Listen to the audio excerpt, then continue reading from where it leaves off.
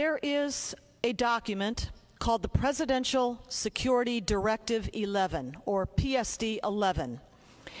This was the Barack Obama administration's plan to use the entirety of the United States government and its capabilities to support the overthrow of friendly allied governments across the Middle East and North Africa, and to replace them with Muslim Brotherhood regimes. Now, this document was published, I shouldn't say published, this document was written, was promulgated in August 2010. It remains classified, so I cannot say that I've ever seen it, and only those with the highest clearances have seen it. But its gist has leaked out over the years, and the general gist of PSD 11 is understood to be the empowerment of the Muslim Brotherhood, especially across North Africa, but also domestically, right here at home in the United States, and the Persian Gulf area, the Middle East heartland, if you will, was to be for the domination by Iran and the Shiites. So there you see a little bit of a trade-off. The Shiites would have the Middle East heartland, the Sunnis would get North Africa. But in any case, the idea was to change governments. The Obama administration, the Clinton Secretary of State Department, were dedicated to changing governments in these areas to give them over to Muslim Brotherhood and jihadist domination.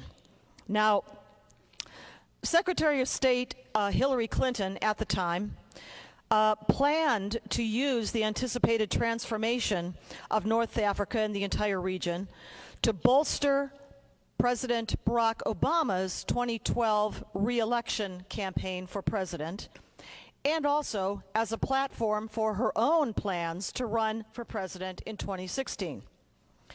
So, matter.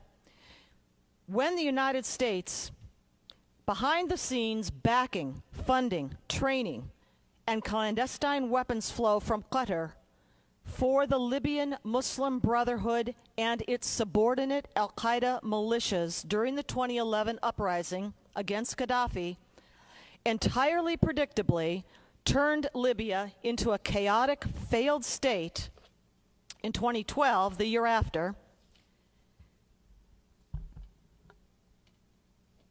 with heavily armed jihadis running amok across the entire country. A cover-up, as you heard both Roger Aronoff and Stephanie Jason talk about, a cover-up was the Obama-Clinton default position. Despite repeated attacks against Western interests, including our own, in Benghazi throughout 2012, repeated pleas, as Stephanie said, dozens and dozens, 100 for Benghazi alone, for more security, for our mission there, they were all refused. It wouldn't do, you see, to let Americans or the world see what a mess Libya was because of the Obama-Clinton PSD 11 policy. Then, things have gone from bad to worse in what used to be called Libya. The country is torn by competing militias, including the Islamic State now, with a presence there. And that has established a very dangerous base of operations in Libya. And yet to date, the Trump administration has not made the decision to support General Khalifa Haftar, who is fighting against the same jihadis that the Obama team tried so hard to empower there in Libya. Nor has President Trump yet agreed to declassify and to release the contents of PSD 11. A very important topic, and it's on PSD 11. So I have a clicker here. I hope I can get this to work right. PSD 11, Presidential Study Directive 11, was signed by President Obama in August 2010. And I'd like you to pay particular close attention to the dates that I'm going to show you so that you can connect the dots and discover the truth. This presidential directive, which I believe is a treasonous action, empowered the Muslim Brotherhood to organize and lead an Arab Spring that resulted in the chaos that ensued, leading directly to the attack in Benghazi just 2 years later.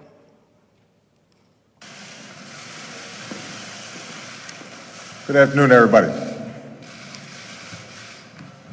There are very few moments in our lives where we have the privilege to witness history taking place. This is one of those moments. This is one of those times. The people of Egypt have spoken, their voices have been heard, and Egypt will never be the same.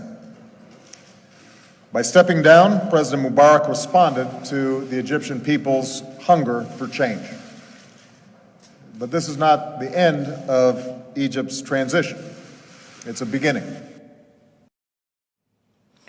PSD 11 remains classified to this day, and I encourage all of you to leave here and write to your members of Congress, call them. It must be declassified. President Trump needs to declassify this document. In 2016, Congressman Peter Hoekstra testified before the Homeland Security Committee in a hearing entitled Identifying the Enemy, Radical Islamic Terror. The words that you see there are not my words. These are his words from the testimony before Congress. For the first time since its founding in 1928, the Muslim Brotherhood ran a major country in the Middle East, and Obama and Clinton were willing accomplices.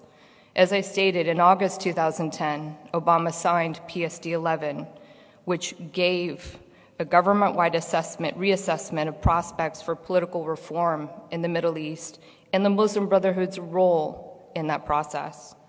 Under PSD 11, Obama and Hillary pivoted from the historical U.S. strategy of maintaining order and stability in the Middle East and instead turned to a strategy emphasizing regime change regardless of the impacts on stability.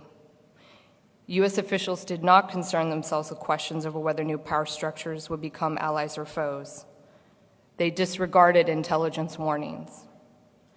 They undermined a longtime ally, President Mubarak, and they had planned to do that 6 months before Obama gave that public address. This was not some conflagration of individuals in the Middle East seeking freedom, but rather organized for destruction. Here's a timeline. I call this a timeline of terror. This was initiated by the Obama administration. Here we have in 2010, Obama signs the directive. In January, the Muslim Brotherhood leads the revolution, the so-called Arab Spring in Egypt. February, Obama gives the speech you just saw. A little bit after that, about a week later, Muslim Brotherhood starts the revolution in Libya. And events unfold from there, leading directly to the attack in Benghazi.